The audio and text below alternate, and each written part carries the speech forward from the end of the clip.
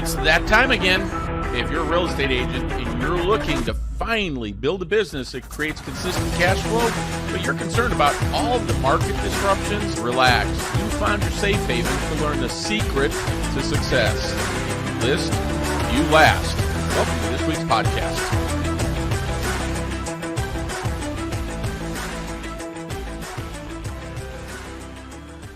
Hey, welcome everybody. Bob Mangold, the listing coach, here with episode 9 of the If You List You Last podcast. As always, thanks to all of you for listening, downloading, and sharing this podcast. And let me just share a quick thought with you for the new year. If you miss your New Year's goals every year, change, right? If your plan isn't working, instead of setting your goals on some outcome that you can't control, right? The end result, set your goal on an activity that you can control, because as always, activity will dictate results. Now, today we're going to do a deep dive on why people should be selling their home with their 3% interest rate and buy a more expensive home with a higher interest rate. Now, for most people, I know that sounds crazy, right? But not if you understand how to build wealth using your primary residence. So quick warning, it's going to be a ton of numbers. So grab a pen and paper so you can take notes, or you can always watch the video version of the podcast showing all the graphics at www.bobman.com. That's a link to the YouTube channel. And for today, I'm traveling, so I apologize. The resolution of the camera won't be as good as I'm literally working off my laptop camera, but you can always watch the videos at bobmangoldvideos.com. Now, as always, join our Facebook Real Estate Asset Advisors group to share your thoughts, your comments, or your questions on any of the discussions that I have on the podcast. I love the feedback and the interaction. If there's not something that you understand, I can always expound on it. Or if something that you want to take and have a dispute with and say, no, I don't agree with that. Hey, I'm happy to do that. Heck, I'd even have some people on guests from time to time. And then I always encourage you to join our biweekly Elevate Business Briefing classes, where every other Wednesday at 1 p.m. Eastern Time, I'm going to go through different phases of how to become and build that listing-only business. So you can go and register at www.l.com. Don't forget, briefings is plural. So finally, you can download a pre-release version of my book at ifyoulistyouLast.com. So buckle up. We're going to take a wild ride today. All right, so let's get into this week's mortgage market update, because last week was a great week for mortgage-backed securities, and mortgage-backed securities pricing is what really determines the interest rate on mortgages, not the Fed, not the 10-year Treasury, certainly not the media, okay? Now, as you can see, if you're watching this on video from the screen, mortgage-backed securities are trading in a highly narrow trading range. Fairly soon, you'll see a breakout from that range. Here's the problem. We don't know if that direction is trading up or trading down. They're still pretty far above the 200-day moving average, which is a pretty darn good sign. So we'll be paying attention and keep you updated. Now, many times you'll see me post updates in the Facebook group, so make sure you go over and become a member. Now, here's the great news. Last week, we ended with a 30-year mortgage fixed rate at 6 1/8. Now, you did need a 750 credit score for that, but on a conventional loan with a 750 FICO, you could have gotten an interest rate at 6 1/8. So you did hear that right. 6 1/8. That's down more than 2% since the high of October. That's down more than 2% since the highs in October of 2023. On a $400,000 loan, that's a $575 lower payment than it was in October of 2023. So here's a couple of questions for you that I'd like you to consider. First, did you know that? If not, the question is, why? So consider this. The lender you work with will make a huge difference in your business. Now, if you didn't know these things or you're not being updated on it, then it's good that you're listening to these classes. But hey, if you need my help, just let me know. And the next question that I'd have for you is, how many of your leads or people in your database or people that you know that are sitting on the sidelines, what if they knew this? People are holding off selling their house because the cost of buying a new home is more expensive, and it certainly is. And we're going to cover that in a minute. But at the end of the day, if they knew interest rates were that much lower, would that make a difference in their decision? And here's the big question. If you're not telling them, how will they know? So you need to become the resource for people to be able to take and know and understand this stuff, right? Because let's face it, guys, 99% of the people won't know that because you're not going to hear it in the media unless you're keeping them updated on market conditions. Or maybe you're doing an open house. Are you letting the visitors know that? I actually went to an open house this weekend, just wanted to see what people would say at it and so forth. And it's not a discussion that agents are having with people that are coming in. Do you think it would make a difference if people knew that the mortgage rates had come down that much? And do you think their agent is telling them that? More importantly, what if they don't have an agent? You're going to sound pretty smart and certainly be beneficial to working with you if you're having these discussions. So that's why I cover that on the podcast. Remember this, folks, it's not how many leads you have or how big your database is. It really doesn't matter. It's somewhat irrelevant. It's how many can you turn into closings. I'd rather have a smaller database, which requires less work and effort on my part, though knowing that I could take and turn those into closings and referrals. What do you guys think? But if you don't know these things and you don't think about that, how do you implement this in your business? Now, for those of you listening to the podcast, that's why you're doing it. Next, I want to give you a quick overview of this new FCC ruling that's going to affect real estate lead aggregators. That's people like Zillow and all the rest, Zillow, Redfin, all of them. Now, I'm going to put a link to this podcast recording that I have for you in the detailed information portion of our podcast, right? So you can go and listen to it, but let me just give you the down and dirty explanation of it, right? What it says now is that the lead aggregator, let's just use Zillow as this example, right? Zillow now has to take and ask the consumer, which real estate agent do you want us to have contact you? So I want you to think about it. The person goes to Zillow, looks at your listing, sees another agent's face there. Do you think they'll want to talk to you or to that agent? What that's going to do is it's going to take and have Zillow have to request from the consumer, who do you want me to have contact you? I think we could agree like 98% of the people would just as soon have the listing agent contact them, don't you think? That's going to have a big impact on Zillow, the leads they sell, and how good they are, right? So think about it if you're maybe a team leader or you're a brokerage that you supply leads and you're spending a lot of money on Zillow right now. You need to understand, come June of this year, it won't take effect until mid-2024, that these lead aggregator companies are now going to have to ask the consumer who they want to have contacted. And oh yeah, it can only be one person. So you know how now at this point, Zillow sells that lead to 50 different agents? They won't be able to do that. So I think we could all agree that we're going to have a big impact in Zillow, Redfin, Realtor.com, in all the lead aggregators that are out there in the real estate business. They're going to have a rude awakening this year. And so if you own a team or you're buying leads, you need to understand you're going to have to start to convert to getting your own leads. Now, as it relates to Zillow, at least my own opinion is, I'm glad to hear that because I think 98% of the people would rather talk to the listing agent instead of somebody who has no earthly idea what that listing is about. So I think to the consumer, it's going to give them a better experience. For us as an agent, it takes away from them selling our information and generating leads for somebody else and using our listings to generate income for them. What do you guys think? Now, the reason I wanted to bring this up is if you're buying leads right now, you're going to need to look at the changes you're going to make to your business in the next 6 months because it's going to have a massive impact on you. So this is going to become where you're going to need to start looking at how do you generate your own leads and not rely strictly on Zillow. I still think Zillow and Realtor.com will still be a great resource because at least there'll be people calling us on our leads now. So I actually think that's a good thing for us as an industry.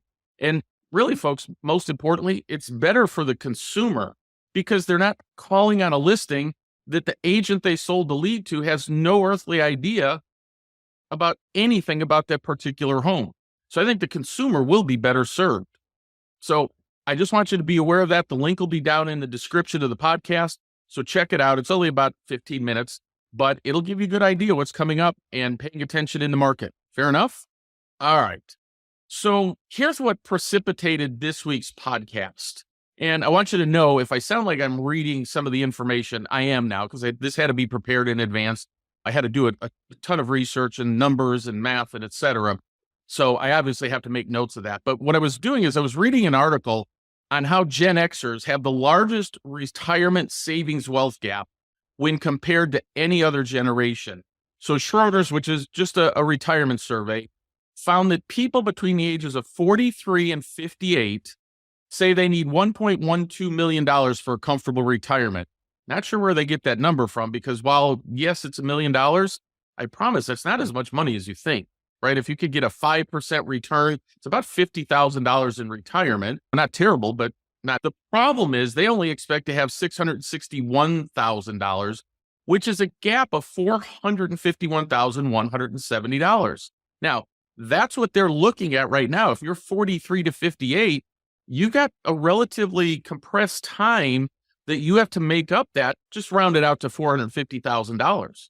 Now, as the first generation headed into retirement, largely without the safety net of a defined benefit pension plan, the stakes for Gen X are much higher and the margin for error is much lower, because this is the generation now where it used to be the 40-year plan. Hey, you'd work for a company for 40 years.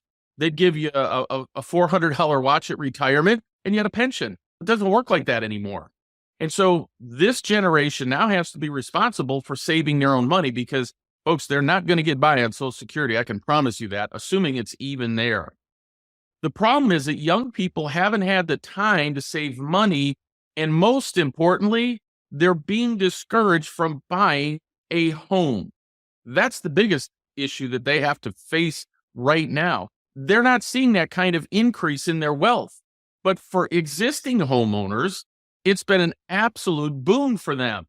We just have to understand, over the last 3 years, and really since the market crashed in 2008, listen, the price of real estate has more than tripled from where it was in 2008 and 2009. At least in Phoenix, it's gone up that much. According to the Heritage Foundation, their wealth is being increased because of the real estate they own. And according to the California Department of Real Estate, that Americans' primary residence accounts for 25% of their overall wealth, which is more than any other asset. It's more than double any other asset that the average person has.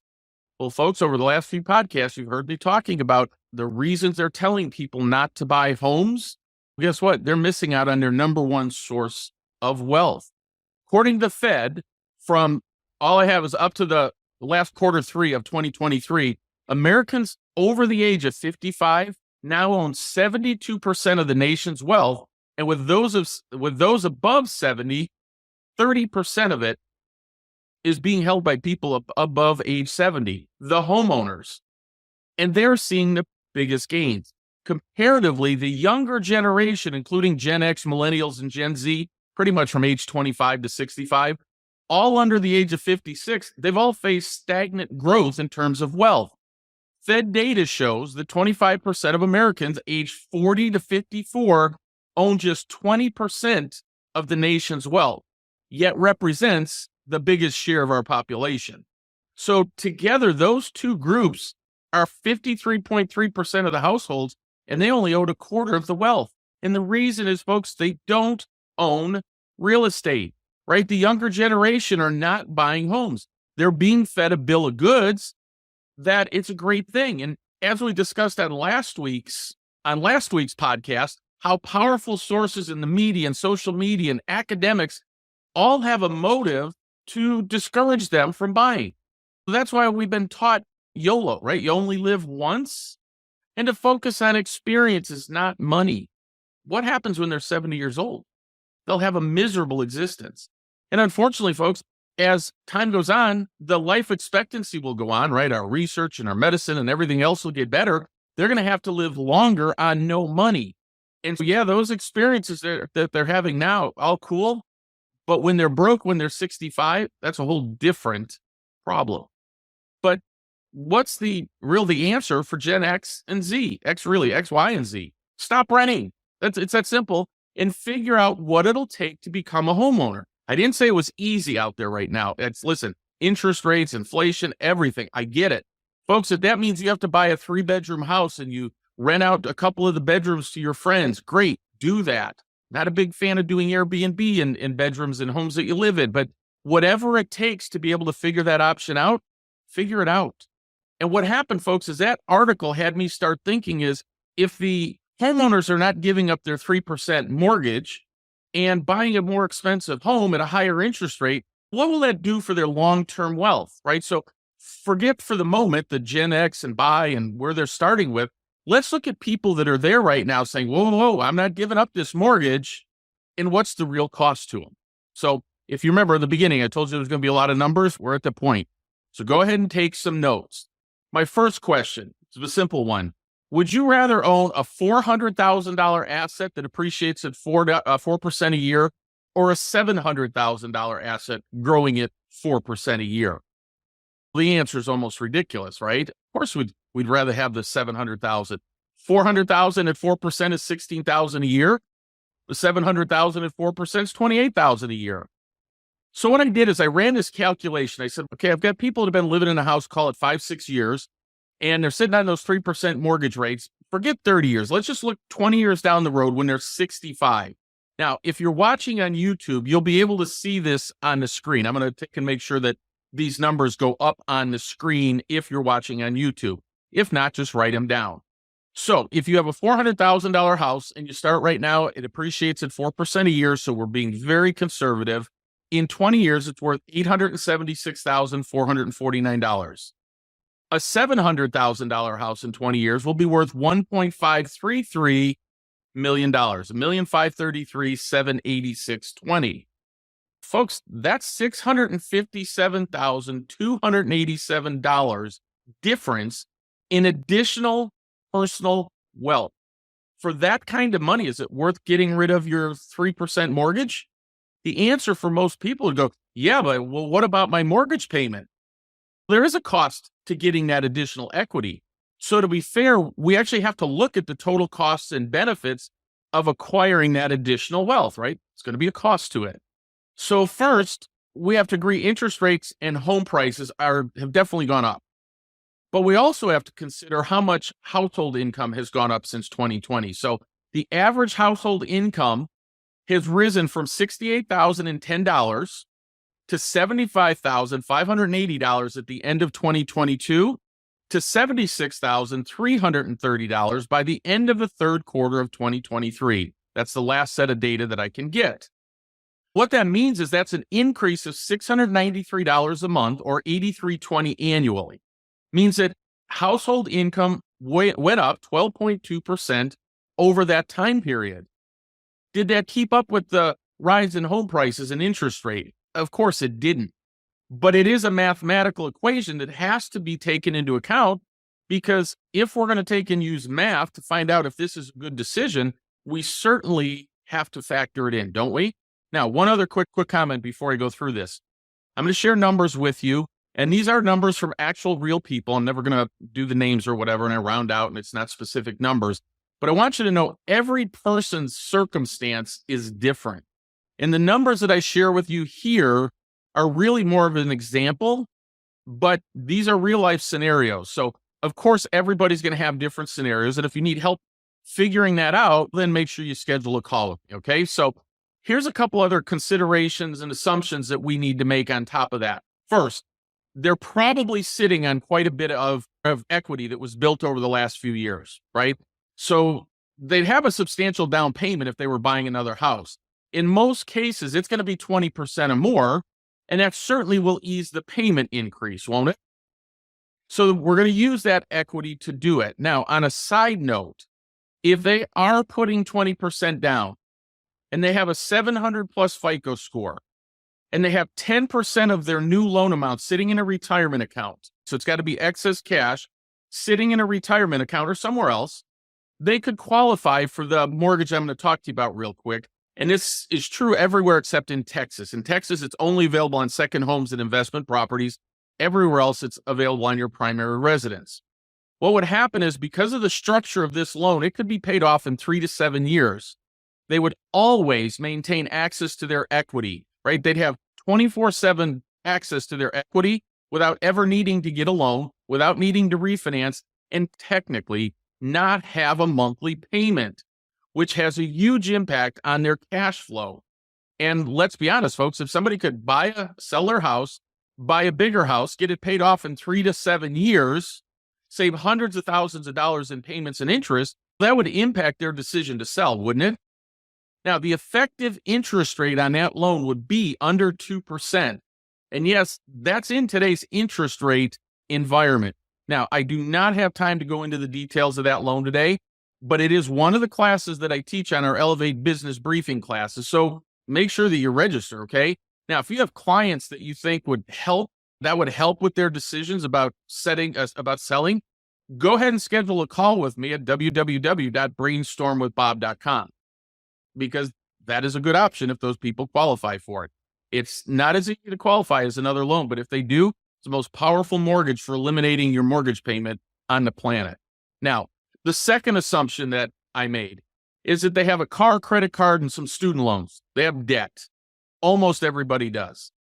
So I needed to make that. And again, many cases, the equity could be used to pay off those expenses that would increase their monthly cash flow. So I'm going to give you a scenario that we put together for somebody that would allow them to do that, okay? So first of all, I want to be ultra conservative. So I assumed a $400,000 home that they purchased in 2020, where they put 5% down, and they would pay their balance down to $355, $467. That's just what the amortization schedule would call for. Their P&I payment, I didn't factor taxes in because that varies by home and area and everything else, but their P&I would be $1,686 a month. That home now, 4 years later, would be worth $561,970.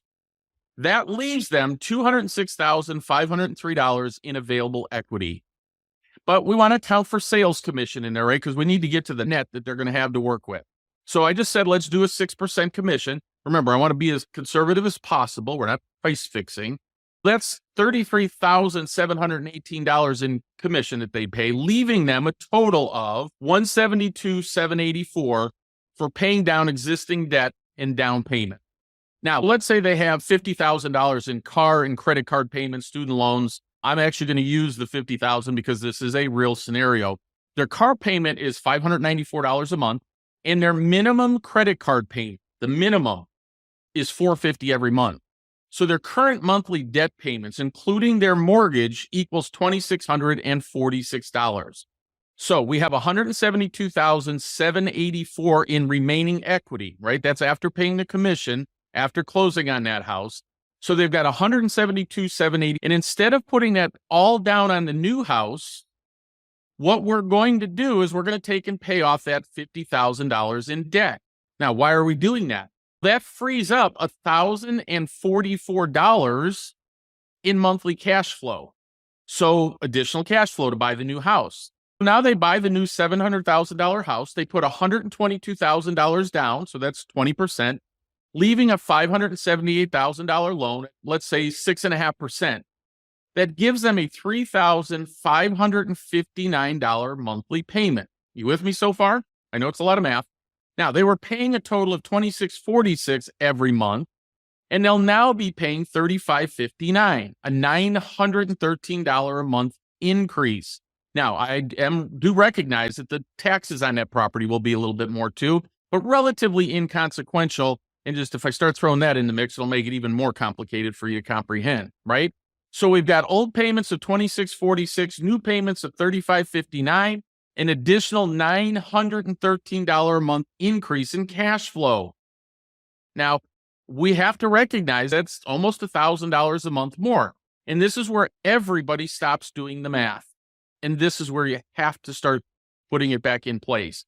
Have you forgotten about the average income increase of $693 a month since 2020? Now, again, that's average. In this scenario, quite honestly, the people had a far bigger jump in personal household income than $693. But I just want to use the average person in the United States.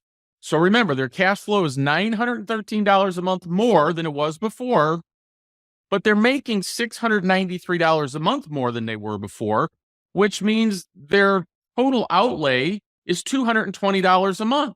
So they now only have a net of $220 a month additional cash flow, which I would suggest to you folks, most people can afford to do that. But there's more. So let's not even stop there. So remember the $50,000 debt that they had before, other than the home equity line of credit, it wasn't deductible, was it? And with a higher mortgage amount and higher interest rate, they've increased their tax savings, didn't they? Let's do the math on it. Again, I've made some assumptions. It's very close to what this in reality was, that they earned a combined income of $150,000 a year. So let's examine their current cash flow situation with a 3% mortgage, right? They earn $150,000 a year. They receive around an $18,000 tax write-off for their mortgage interest on the $400,000 house. So they will pay a net of $43,672 in taxes. Now, if you're watching on YouTube, you can see the charts I prepared. Their total tax expense for the year was $43,672. With the new higher mortgage amount in interest rate, they'll have a $40,800 a year interest rate deduction, which is almost $22,000 bigger tax deduction. So now they'll only pay a total of $33,876 in taxes, meaning they'll save an additional $9,796 in taxes from the higher tax deduction than they would on their $400,000 house. Folks, that's $816 more per month. Now, typically, what I do is I have people change their withholding at work so they collect that money now instead of waiting 18 months for it. But I want to make sure that you're not sitting there going, wait, did he say what I think he just said? You heard it exactly right. By purchasing a bigger house at a higher interest rate, more than double what they're paying right now, they save $800 every single month in income tax, both state and federal. So I know it's a lot of math to cover, but it is what it is, folks. These are just the reality, right? So let's put it all together and wrap it all up. Their new payment is definitely $913 higher than their current mortgage and debt payments, no question about it. Their income increased by $693 a month in the last 3 years, and they receive an $816 per month bigger tax savings than they currently receive. So in total, folks, over the next 20 years, they will add $657,287 in equity, which goes directly to their net worth, by listing their home and buying the more expensive home. Most importantly, it will increase their net monthly cash flow by $596. They'll actually be getting paid over $7,000 a year to add $657,287 in personal net worth. Think about that one for a minute. So this is why when people say, no, I don't want to get rid of my 3% mortgage, we have to understand it impacts their personal net worth. And again, I didn't even go 30 years out. I went 20 years out. One last thought. What if we got their mortgage paid off in, let's say, 7 years?